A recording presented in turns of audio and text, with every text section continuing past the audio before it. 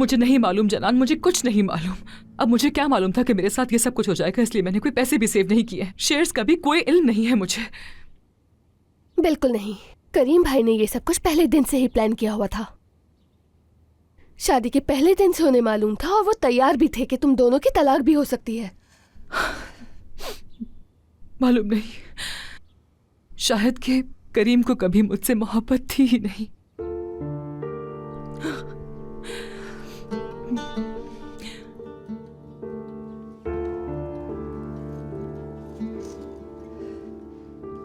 मेरा बिल्कुल ये मतलब नहीं था।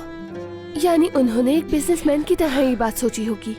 और वैसे भी तुम्हें तो मालूम है कि मैं तुम दोनों की मोहब्बत की सबसे बड़ी गवाह हूँ सादिया, मगर